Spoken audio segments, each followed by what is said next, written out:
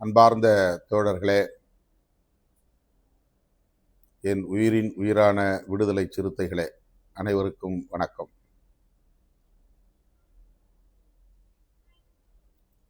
August 27 இன்று நமது கட்சியின் சார்பில் சமூக நீதித்துறை அமைச்சராக பொறுப்பேற்றுள்ள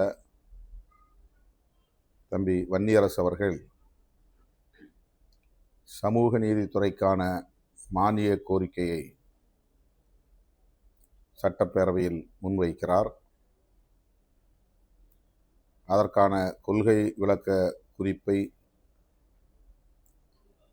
வெளியிடுகிறார். அத்துடன்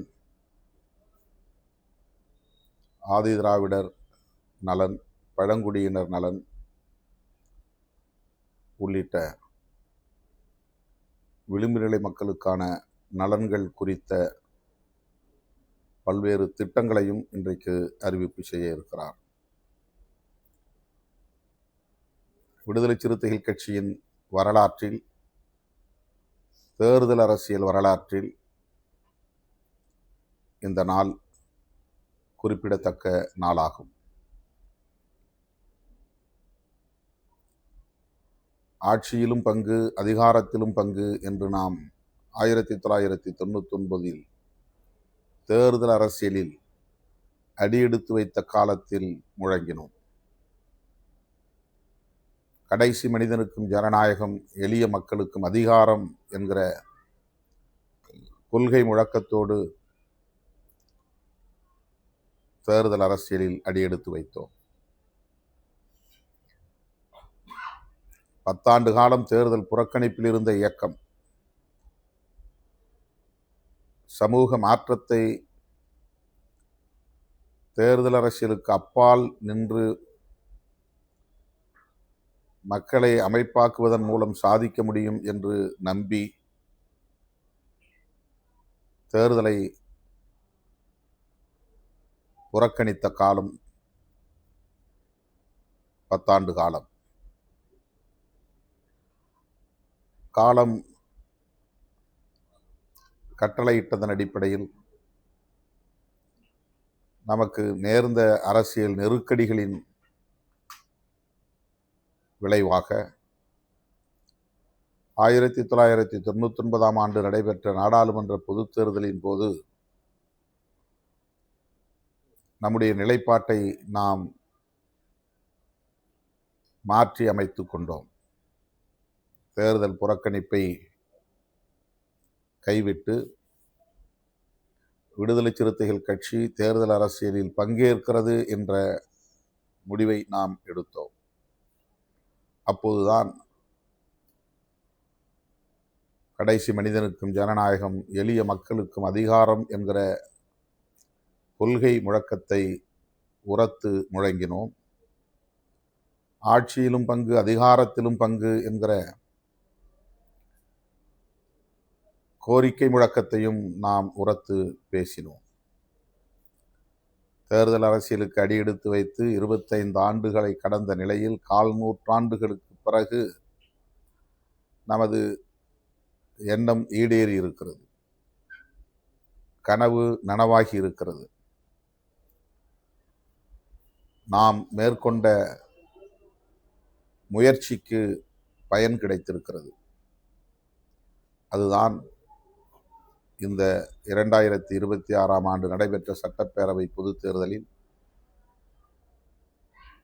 2 இடங்களில் மட்டுமே வெற்றி பெற்ற நிலையிலும் கூட கூட்டணி அரசில் பங்கேற்கிற ஒரு சூழல் கனிந்தது.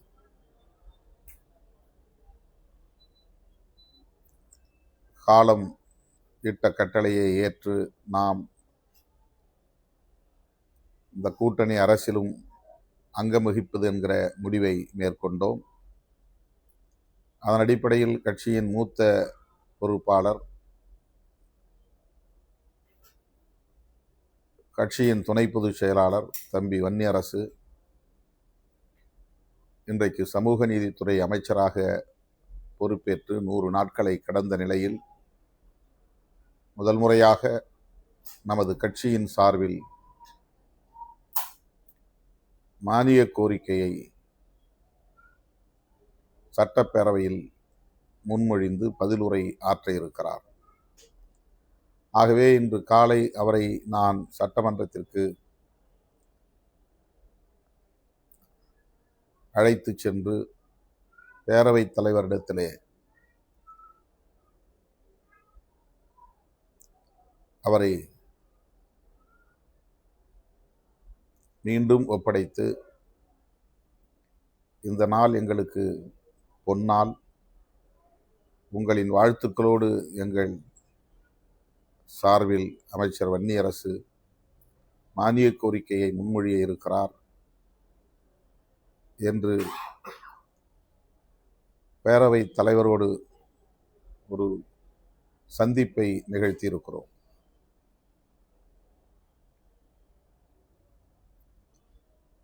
வெற்றிகரமாக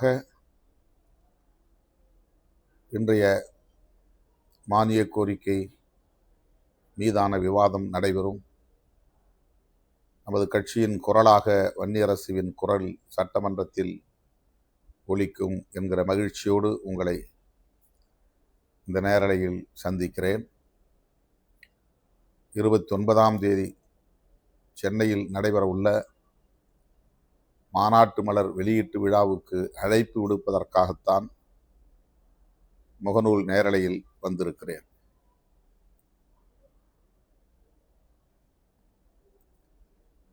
ஆகஸ்ட் 17 அன்று உளுந்தூர்பேட்டையில் நாம் ஒருங்கிணைத்த தமிழ் தேசிய எழுச்சி மாநாடு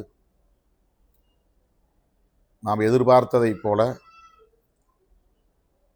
திட்டமிட்டவாறு நடத்த இயலவில்லை என்கிற கவலை மேலோங்கி இருந்தாலும், அந்த மாநாட்டுக்கு திரண்ட சிறுத்தைகளின் எழுச்சி தமிழக அரசியல் களத்தில் பெரும் அதிர்வை ஏற்படுத்தியிருக்கிறது என்பதை யாரும் மறுக்க இயலாது. இன்னும் சொல்லப்போனால், இந்திய அளவில் அரசியல் அரங்கில் இது பேசுபடு பொருளாக மாறியிருக்கிறது. குறிப்பாக இந்திய அளவில் தலித் அரசியல் பேசும் வட்டத்தில் இந்த எழுச்சி இன்றைக்கும் பேசப்பட்டு வருகிறது. அண்மையில் நான் பெங்களூர் சென்றிருந்தேன். அங்கே பல அரசியல் தலைவர்களை சந்திக்கிற வாய்ப்பு கிடைத்தது. பிற்படுத்தப்பட்டோர் ஊடகவியலாளர்களின் சங்கத்தின் சார்பில் நடைபெற்ற ஒரு விழாவில், விருதுகள் வழங்கும் விழாவில் சிறப்பு அழைப்பாளராக நான் பங்கேற்று உரையாற்றினேன். அந்நிகழ்வுக்கு வந்திருந்த பலரும் இந்த மாநாடு குறித்து பெருமிதத்தோடு என்னிடத்தில் தங்களின் மகிழ்ச்சியை பகிர்ந்து கொண்டார்கள். அந்த அளவுக்கு சமூக ஊடக தளங்களில் நம்முடைய மாநாடு குறித்த தாக்கம் ஏற்பட்டிருக்கிறது என்பதை உணர முடிந்தது. மாநாட்டு தீர்மானங்களை முழுமையாக வாசிக்க இயலவில்லை. திட்டமிட்டவாறு நம்முடைய கட்சியின் முன்னணி பொறுப்பாளர்கள் உரையாற்ற இயலவில்லை. வழக்கம் போல என்னால் நிறைவுரை ஆற்றவும் இயலாமற் போய்விட்டது.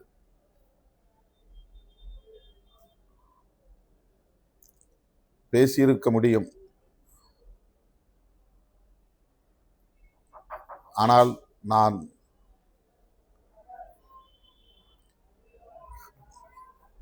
அவ்வாறு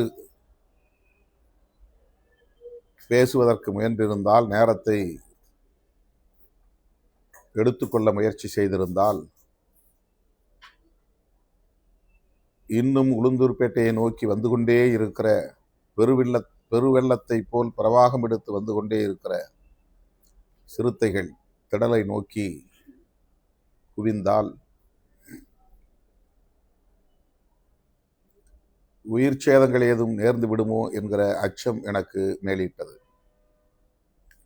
ஆகவேதான் உங்களின் பாதுகாப்பு முக்கியம், என் உரை முக்கியமில்லை என்று முடிவெடுத்து 2 நிமிடங்களில் எனது உரையை நிறைவு செய்து அனைவரையும் பாதுகாப்பாக வீடு திரும்புங்கள் என்று கேட்டுக்கொண்டேன். மேடையிலிருந்து வலதுபுறமாக போய் படியிறங்கி என் வாகனத்தை பிடித்திருக்க வேண்டும். ஆனால் மேடைக்கு வலதுபுறத்தில் இருந்துதான் ஆயிரக்கணக்கான தோழர்கள் என்னை நோக்கி வந்தார்கள். இடப்புறத்திலே படி இல்லை. மேடைக்கு ஒரே பக்கத்தில் தான் படி அமைக்கப்பட்டிருந்தது. இடதுபுறத்தில் நான் இறங்கலாம் என்று போன போது அங்கேயும் நெரிசல் அதிகமாக இருந்ததனால் ஒளி அமைப்பை வழிநடத்தி கொண்டிருந்த தோழர்கள் அமர்ந்திருந்த இடத்திற்கு போய் சேர்ந்தேன். Sound system. அதற்கு பின்னால் ஒரு வழி இருந்தது. அதன் வழியாக நான் மேடையிலிருந்து தரையில் இறங்கி என் வண்டிக்கு போய் சேர்ந்தேன். அப்போது எனக்கு லேசான ஒரு மூச்சு திணறல் இருந்தது. அதாவது தாக்கு பிடிக்கக்கூடிய அளவுக்குத்தான் இருந்தது. கூட்டத்தில் அந்த நெரிசலில் அதீதமான தாகம் எடுத்தது. உடல் முழுக்க வேர்த்திருந்தது. ஆகவே சற்று இளைப்பாறும் நோக்கில் நான் தண்ணீர் வாங்கி குடித்துவிட்டு சில நிமிடங்களில் என்னுடைய வண்டியை பிடித்து அமர்ந்து கொண்டேன். அதிலிருந்து மீண்டு வந்தேன். வேறு எதுவும் எனக்கு பாதிப்பில்லை. மருத்துவமனைக்கு செல்லக்கூடிய அளவுக்கு, மருத்துவரை சந்திக்கிற அளவுக்கு, உடலை பரிசோதிக்கிற அளவுக்கு எந்த பாதிப்பும் இல்லை. அந்த வாகனத்தில் இருந்தபடியே கூட நான் உரையாற்றியிருக்க முடியும். இந்த வாகனத்தை கூட்டத்தில் மேடையின் முகப்புக்கு முன்னால் கொண்டு வந்து நிறுத்தி பேசியிருக்க முடியும். ஆனால் ஒலிபெருக்கி இணைப்பு துண்டிக்கப்பட்டு விட்டது. ஆகவேதான் நான் இரவோடு இரவாக சென்னைக்கு வந்து சேர்ந்தேன்.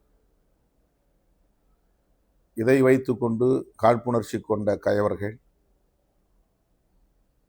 எனக்கு ஏதோ நிகழ்ந்து விட்டது என்பதைப் போல நம்முடைய இயக்கத் தோழர்கள் கட்டுப்பாடற்றவர்கள், ஒழுங்கீனமானவர்கள் என்கிற தோற்றத்தை உருவாக்க பெருமுயற்சி எடுத்துக்கொண்டார்கள். லட்சக்கணக்கானவர்கள் கட்டுப்பாடாக அமர்ந்திருக்கிறார்கள். அதை யாரும் தொலைக்காட்சியில் காட்டவில்லை. லட்சக்கணக்கானவர்கள் நெடுஞ்சாலைகளில், வண்டி வாகனங்களில் இருந்து கொண்டு நம்முடைய மாநாட்டு முழக்கங்களைத்தான் எழுப்பினார்கள். பொதுமக்களுக்கு அவர்களால் எந்த இடையூறும் ஏற்படவில்லை. பொது சொத்துக்களுக்கு எந்த சேதமும் ஏற்படவில்லை. வேறு எந்த சமூக விரோத செயல்களிலும் அத்தனை லட்சம் பேர் கூடியிருந்த இடத்தில் யாரும் ஈடுபடவில்லை. அவ்வளவு கட்டுப்பாடாக, கட்டுக்கோப்பாக சிறுத்தைகள் இந்த மாநாட்டில் பங்கேற்றார்கள் என்பதுதான் வரலாறு. ஆனால் சில 100 பேர் மேடையில் நெரிசலை ஏற்படுத்திய காரணத்தால் நான் உரையை முடித்து கொள்ள நேர்ந்ததை தவிர அது எந்த வகையிலும் மாநாட்டை சீர்குலைக்கும் அளவுக்கு நிகழ்ந்த வன்முறை போக்கு அல்ல. எப்போதும் போல் நம் வளர்ச்சியை விரும்பாதவர்கள், நம் வலிமையை ஏற்காதவர்கள், நம்முடைய ஆற்றலை அங்கீகரிக்க விரும்பாதவர்கள்,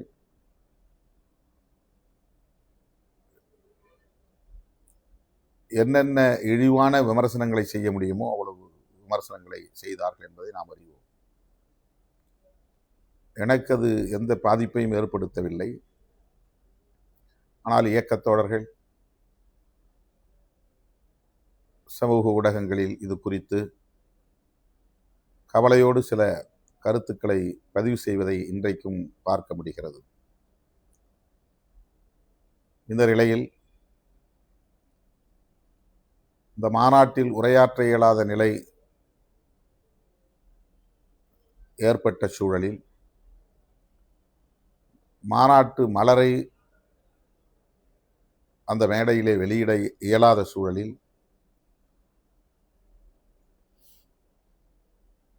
இதற்கென்று ஒரு தனி நிகழ்வை ஒருங்கிணைக்க வேண்டும் என்று முடிவெடுத்து நாளை மறுநாள் ஆகஸ்ட் 29 சென்னை வள்ளுவர் கோட்டத்தில் மாநாட்டு மலர் வெளியீட்டு விழா நடைபெற உள்ளது. அந்த மலரில் அறிவார்ந்த மக்கள் பலரும் எழுதிய கட்டுரைகள் தொகுக்கப் பெற்றுள்ளன. இறுதியாக மாநாட்டு தீர்மானங்கள் 125 தீர்மானங்களும் அதிலே நாம் பதிப்பித்திருக்கிறோம்.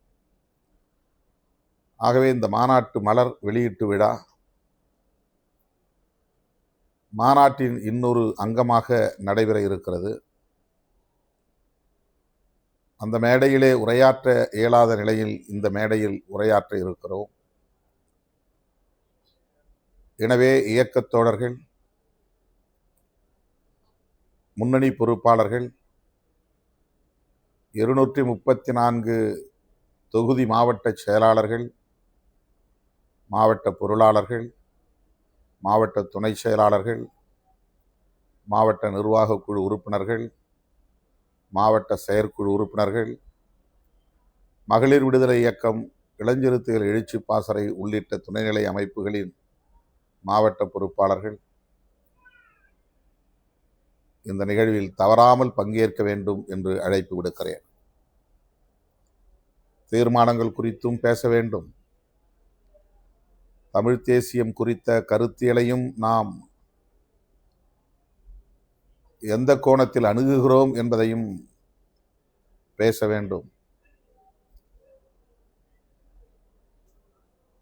மேடையில் அன்றைக்கு பேச இயலாத குறையை போக்க வேண்டும் என்கிற அடிப்படையில் இந்த நிகழ்வு ஒருங்கிணைக்கப்பட்டிருக்கிறது.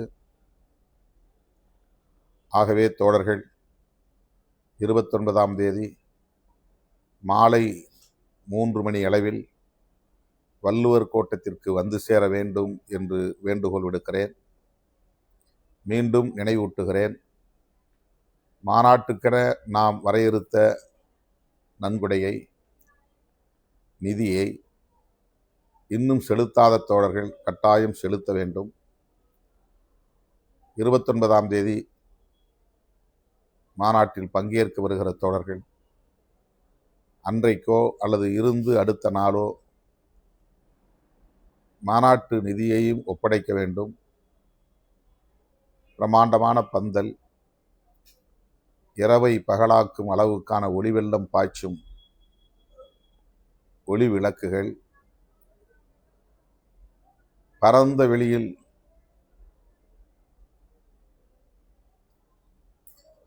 பல்லாயிரக்கணக்கான லட்சக்கணக்கான சதுர மீட்டர் அளவுக்கு போடப்பட்ட அந்த திடலில்,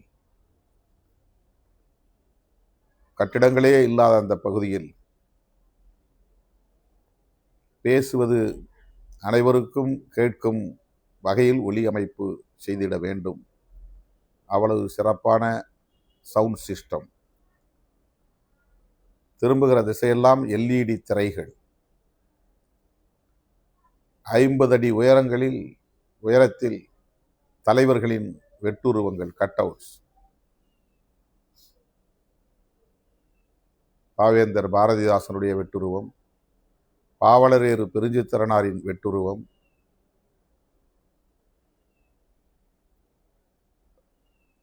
தேவநேய பாவாணரின் வெட்டுருவம், பண்டிதர் அயோத்திதாசரின் வெட்டுருவம், அண்ணன் மேதகு பிரபாகரன் அவர்களின் வெட்டுருவம் என்று இந்த வேளையில் தமிழ் தேசிய அடையாளங்களை வெட்டுருவங்களாக நாம் நிறுவியிருந்தோம். இதற்கெல்லாம் எந்த அளவுக்கு செலவை நாம் எதிர்கொள்ள வேண்டி இருந்திருக்கும் என்பதை தோழர்கள் அறிந்திருப்பீர்கள். அவ்வளவு பேருக்கும் குடிநீருக்கான ஏற்பாடு,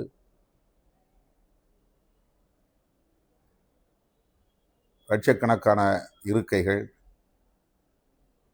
மொத்த பரப்பும் சிவப்பு கம்பளத்தால் விரிக்கப்பட்டு அழகிய தரை, புழுதி பறக்காத அளவுக்கு கார்பெட்ஸ், சிவப்பு கம்பளங்கள், விரிக்கப்பட்ட தரை, அதேபோல தடுப்பு வேலிகள், நடைமேடை, இப்படி பெரும் செலவினம் கொண்ட ஏற்பாடுகளை நாம் செய்திருந்தோம். யாரிடமும் நாம் போய் நன்கொடை திரட்டுவதற்கு முயற்சிக்கவில்லை. யாரிடமும் போய் தேர்தல் முடிந்த நிலையில் எங்களுக்கு உதவுங்கள் என்று கேட்பதற்கும் நாம் முனையவில்லை. நீங்கள் மகிழ்ச்சியோடு வழங்கிய நிதியைத்தான் முன்பணமாக கொடுத்து இந்த மாநாட்டு ஏற்பாடுகளை செய்திருக்கிறோம். பாக்கியை நாம் செலுத்தியாக வேண்டும். அதற்கு வழங்கியவர்கள் கூட மேலும் இயன்றால் வழங்கலாம். வரையறுக்கப்பட்ட தொகையை இன்னும் வழங்காதவர்கள் கட்டாயம் வழங்க வேண்டும். அப்போதுதான் பாக்கியை நாம் திருப்பி செலுத்த முடியும். எனவே மாநில பொறுப்பாளர்கள், மாவட்ட பொறுப்பாளர்கள் நடந்து முடிந்த மாநாட்டுக்கான செலவை ஈடு செய்வதற்கு நிதி உதவி அளித்திட வேண்டும் என்று வேண்டுகோள் விடுக்கிறேன். மாநாட்டு மலர் வெளியீட்டு விழா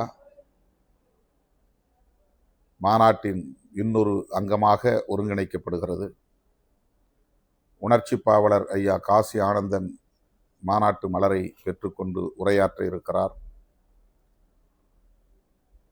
இயக்குனர் பார்த்திபன் அவர்களும் இயக்குனர் மாரி செல்வராஜ் அவர்களும் மே 17 இயக்கத்தின் நிறுவனர் திருமுருகன் காந்தி அவர்களும் சிறப்பு அழைப்பாளர்களாக வருகை தர உள்ளனர். குறுகிய கால இடைவெளியில் இந்த அளவுக்கு மட்டுமே நம்மால் ஏற்பாடு செய்ய முடிந்திருக்கிறது. இந்த செலவையும் நாம் எதிர்கொண்டாக வேண்டும். ஆகவே முன்னணி பொறுப்பாளர்கள், வரலாறு காணாத அளவுக்கு இந்த மாநாட்டை வெற்றி பெற செய்த தோழர்கள், என் உயிரின் உயிரான விடுதலை சிறுத்தைகள், இந்த நிகழ்வையும் வெற்றி பெறச் செய்ய வேண்டும். இந்த வெளியீட்டு விழாவில் தலைவர்கள் ஆற்றவிருக்கிற உரைகளை கேட்க வேண்டும். ஆவலோடு உங்களை எதிர்பார்க்கிறேன். உங்களிடையே வழக்கம்போல் உரையாற்ற விரும்புகிறேன். கருத்தியல் தளத்தில் நாம் எவ்வளவு உறுதிப்பாட்டோடு இருக்கிறோம் என்பதை மீள் உறுதி செய்வதற்கான ஒரு நிகழ்வு. எனவே ஆகஸ்ட் 29 வள்ளுவர் கோட்டத்தில் நடைபெறவுள்ள தமிழ் தேசிய எழுச்சி மாநாட்டு மலர் வெளியீட்டு விழாவில் இயக்கத்தின் முன்னோடிகள் அனைவரும் தவறாமல் பங்கேற்று சிறப்பிக்க வேண்டும் என்று கேட்டு முடிக்கிறேன். நன்றி, வணக்கம்.